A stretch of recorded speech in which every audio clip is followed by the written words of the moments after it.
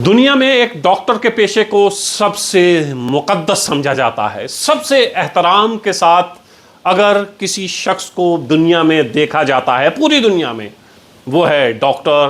क्यों? क्योंकि वो आपको ज़िंदगी देता है, ज़िंदगी बचाता है। एक ज़िंदगी जो आपको ऊपर वाला देता है और फिर उस ज़िंदगी की कदम कदम पे हिफाजत डॉक्टर करता है। हम तमाम लोग ज़िंदगी में कई बार इस बात से दो चार हुए होंगे कि खुद या अपना कोई रिश्तेदार कभी बीमार हुआ हो, तकलीफ़ में तड़प रहा हो, तो फिर पहला ख्याल जहन में ये आता है कि फ़ौरन डॉक्टर से रब्ता कायम करें। और हमने अक्सर देखा है कि जो दर्द जानलेवा दर्द था, 5 से 10 मिनट में, 15 मिनट में हम देखते हैं कि वो शख्स सेहतयाब होता है और हम डॉक्टर का शुक्रिया अदा करते हुए घर वापस जाते हैं। लेकिन जब डॉक्टर ही अपने इस मुक़द्दस पेशे का एहतराम न करें, जब डॉक्टर ही डॉक्टर के इस मुक़द्दस पेशे को पांव तले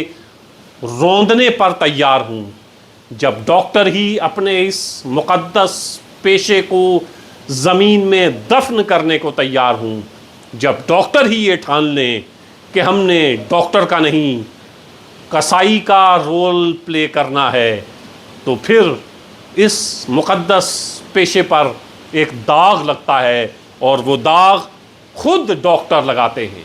कई शिकायत आती हैं कि डॉक्टर ने बर वक्त किसी मरीज़ का इलाज नहीं किया और नतीजतन उस मरीज़ ने जो बच सकता था उसकी जान चली गई और गैर जिम्मेदारी का सबूत डॉक्टर ने दिया।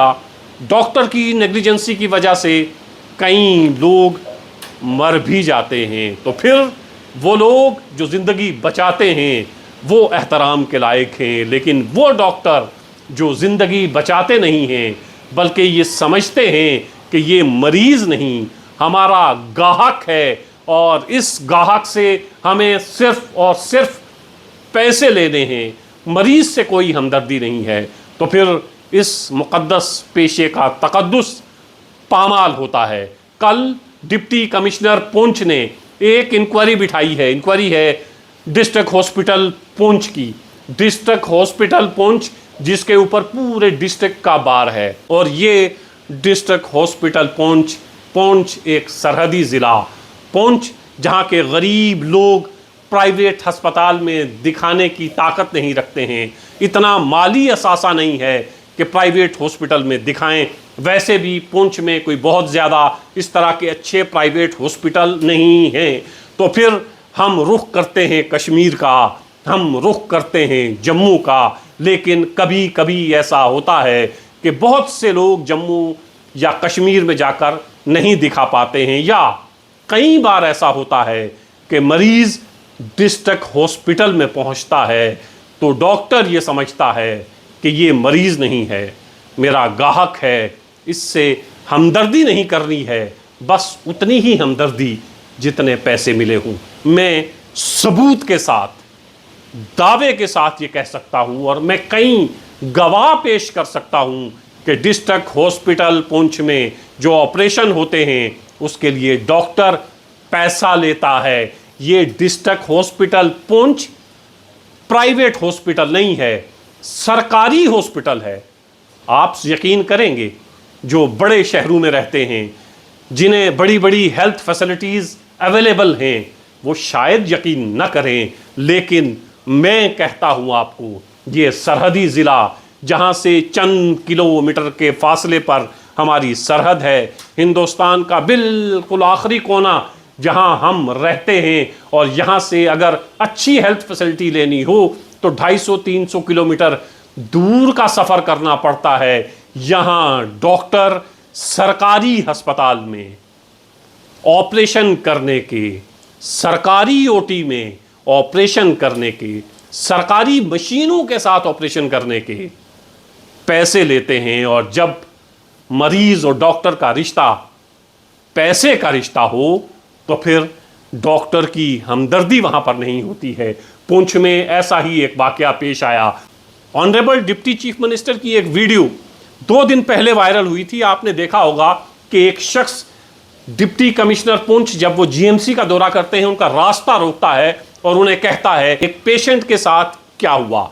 वो शख्स जो रास्ता रोकने वाला था और सामने डिप्टी चीफ मिनिस्टर थे, रोकने वाले शख्स की भतीजी का ऑपरेशन डिस्ट्रिक्ट हॉस्पिटल पुंछ में होता है, सरकारी अस्पताल में होता है, और फिर यूं होता है कि वो इस हाल में यहां से रेफर किए जाते हैं कि डॉक्टर ये समझता है कि अब इसने बचना नहीं है, इसलिए अपने सर से उतारा जाए। ये हमने बारहा देखा है कि डिस्ट्रिक्ट हॉस्पिटल पुंछ में अक्सर ऐसा होता है कि कोई पेशेंट पहुंचता है तो ये रेफरल हॉस्पिटल बनकर रह गया है। डिस्ट्रिक्ट हॉस्पिटल पुंछ में यूं होता है कि डॉक्टर क्या करते हैं, रेफर करो इसको राजौरी, रेफर करो जम्मू, क्योंकि हमारे सर न पड़े। यहां इलाज के नाम पर सिर्फ और सिर्फ रेफर किया जाता है।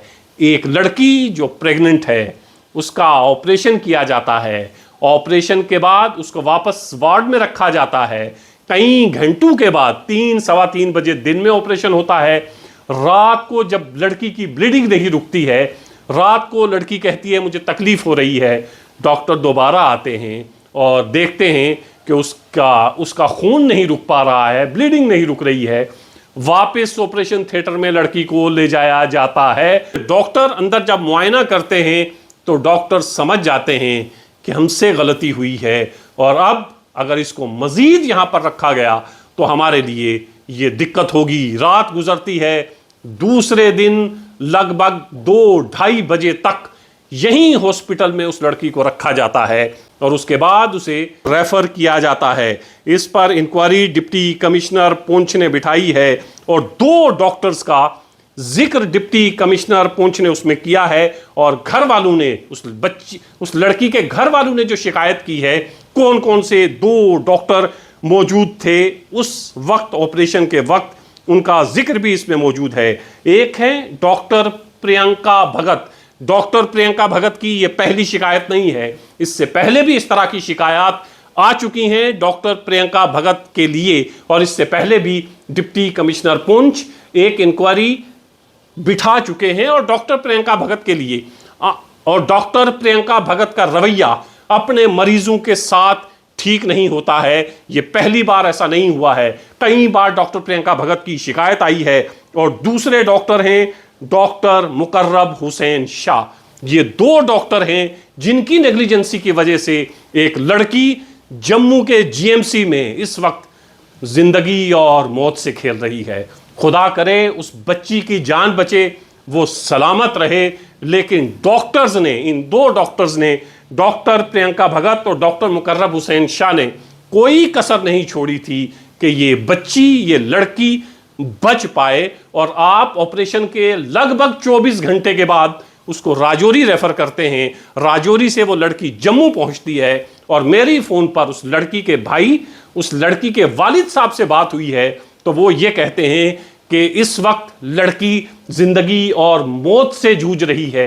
मल्टीपल ऑर्गन्स इन्वॉल्व हो गए हैं, ब्लीडिंग बहुत ज्यादा हो गई है। डॉक्टर्स ने ऑपरेशन यहां पर ढंग से नहीं किया, डॉक्टर ने ऑपरेशन जल्दबाजी में किया जिसकी वजह से ब्लीडिंग बहुत ज्यादा हो गई और डॉक्टर ने ऑपरेशन करके स्टिचेस लगा के पेशेंट को वापस भेज दिया और रात को लगभग 12-1 बजे दोबारा लड़की का ऑपरेशन करना पड़ा, दोबारा उस चीर फाड़ को करना पड़ा और बगैर घर वालों की कंसेंट के। घर वाले ये कहते हैं कि जब दूसरी बार ऑपरेशन थिएटर में लड़की को ले जाया गया तो उस वक्त हमसे कोई कंसेंट नहीं दी गई, हमसे कुछ भी नहीं पूछा गया और लड़की को दूसरी बार इन्होंने दोबारा उसके जो स्टिचेस थे वो खोले, उसका जो ऑपरेशन किया गया था दोबारा ऑपरेशन किया गया, ऐसा घर वालों का कहना है। और उसके बाद लड़की को राजौरी रेफर कर दिया गया। राजौरी से लड़की जम्मू पहुंचती है और इस वक्त उसकी हालत ठीक नहीं है।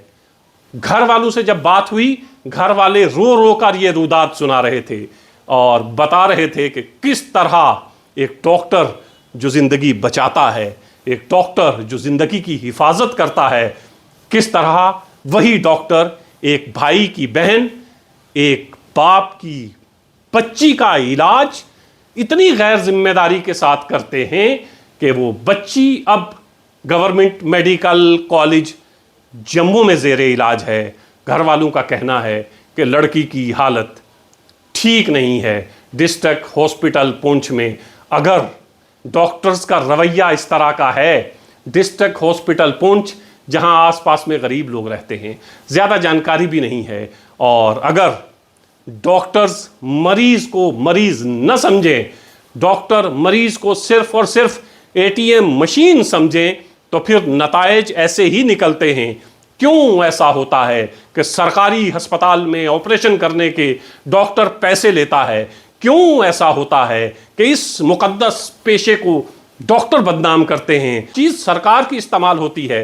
पहले डॉक्टर को अच्छी खासी तनख्वाह सरकार देती है, दूसरा ऑपरेशन थिएटर सरकार का, तीसरा अंदर जितनी भी मशीन्स लगी हैं सरकार की, चौथा आपके साथ जितना भी अमला वहां पर है सबको तनख्वाह सरकार देती है। जब सब कुछ सरकारी है, ये इसलिए सरकारी है कि आम और गरीब लोगों को सहूलत पहुंचे, लेकिन ये सब सरकारी चीज़ें इस्तेमाल करने के बाद एक सरकार का नौकर, एक सरकारी डॉक्टर सरकारी अस्पताल में ऑपरेशन करता है और उसके पैसे लेता है, तो फिर क्यों नहीं होती है सख्त से सख्त कार्रवाई? क्यों हमारे पब्लिक रिप्रेजेंटेटिव खामोश रहते हैं इन हवालों से, इन तमाम चीज़ों पर? कब तक खामोश रहेंगे? तब तक जब तक कोई अपना जान ना दे दे। कब तक खामोश रहेंगे? तब तक जब कोई अपना इस हाल में ना पहुंचे। खुदा ना करे, भगवान ना करे कि किसी के घर में ऐसी हालत हो कि ऑपरेशन के लिए एक खातून प्रेग्नेंट है, अस्पताल लाई जाती है और अस्पताल में डॉक्टर उसके साथ इस तरह का हाल कर देते हैं। मैं कमिश्नर सेक्रेटरी हेल्थ और हेल्थ मिनिस्टर सकीना इत्तू से दरख्वास्त करता हूं कि इस मामले की छानबीन होनी चाहिए, सख्त से सख्त सज़ा मिलनी चाहिए और इंक्वायरी बिल्कुल साफ शफाफ होनी चाहिए, क्योंकि सरकारी इंक्वायरीज भी इसलिए होती हैं कि मामले को ठंडा किया जाए, मामले को ठंडे बस्ते में डाला जाए। ऐसा नहीं होना चाहिए। अगर ये दो डॉक्टर इसमें जिम्मेदार हैं, कसूरवार हैं, तो इन्हें सज़ा दीजिए ताकि इनको सज़ा मिले तो बाकी डॉक्टर्स थोड़े डरें और बाकी डॉक्टर्स जब इलाज करें तो ये समझें कि हमारे ऊपर कोई सरकार बैठी हुई है जो अगर हम गफलत बरतेंगे तो हमारे खिलाफ कार्रवाई भी कर सकती है। और दूसरी तरफ डॉक्टर से मुद्दबाना गुजारिश, सरकार इतनी अच्छी खासी तनख्वाह देती है, क्या करेंगे इतने पैसों का? कहाँ लेकर जाएंगे इतने पैसे? क्या आप जब किसी का ऑपरेशन करने के बाद सरकारी अस्पताल में पैसे लेते हैं तो उसके बाद घर अपने बीवी बच्चों में जाके बैठते हैं, अपने माँ बाप में जाके बैठते हैं, अपने बच्चों को देखते हैं? क्या आपको नहीं लगता कि आप एक गरीब शख्स की गर्दन काट के, एक गरीब शख्स का जेब काट के, चोरी करके, डाका डाल के अपने घर में आए हैं और अपने बच्चों के साथ ऐश व इशरत की ज़िंदगी गुजारने के ख्वाब देख रहे हैं? ये इन गरीब लोगों की आहें हैं जो लगेंगी ज़रूर, वक्त ज़रूर लगता है, लेकिन तब तक बहुत देर हो चुकी होती है। डॉक्टर से मुअत्तबाना गुजारिश, इस मुक़द्दस पेशे को बदनाम न करें। अगर आपको पैसे लेके ही ऑपरेशन करना है तो फिर सरकारी अस्पताल की जान छोड़ें, प्राइवेट हॉस्पिटल में जाएं, प्राइवेट हॉस्पिटल में प्रैक्टिस करें और वहाँ पैसे कमाएं। कम से कम ये जो सरकारी अस्पताल के ऊपर आप दाग लगाते हैं, धब्बा लगाते हैं, सरकार के ऊपर उंगलियां उठती हैं, इन तमाम के ज़िम्मेदार आप डॉक्टर्स हैं और वो डॉक्टर्स जो ये समझते हैं कि मरीज़ आ गया है तो ये मरीज़ अब मेरे लिए मरीज़ नहीं है, एटीएम मशीन है, इससे हमदर्दी नहीं करनी है, बस कार्ड डालना है, पैसे निकालने हैं। एक शख्स का एटीएम मशीन के साथ जितना रिश्ता है, बस डॉक्टर्स मरीज़ के साथ उतना ही रिश्ता रखना चाहते हैं। और जब रिश्ता डॉक्टर और मरीज़ का ना हो, जब रिश्ता डॉक्टर और इंसान के बीच में, दो इंसानों के बीच में ना हो, जब रिश्ता डॉक्टर और एटीएम मशीन के बीच में हो, तो फिर इसी तरह की चीज़ें होती हैं, फिर इसी तरह गफलत बढ़ती जाती है और फिर इसी तरह कई बेगुनाह जानें चली जाती हैं जिनका आता पता नहीं होता है। उम्मीद है ये जो पेशेंट के साथ हुआ है इसकी सरकार संजीदगी से इस मामले को लेगी, इंक्वायरी करेगी और सख्त से सख्त सज़ा इन दो डॉक्टर्स को दी जाएगी।